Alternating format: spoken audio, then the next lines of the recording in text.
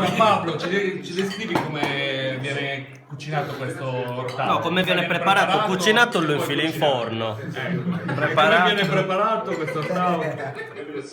Intestino grasso del maiale. Infili in fuori, ci sono i forni. Poi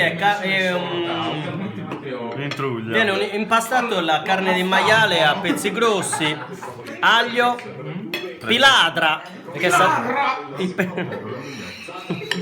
i pomodori secchi, messi col sale a seccare al caldo estivo sardo. Piladra, in arte piladra.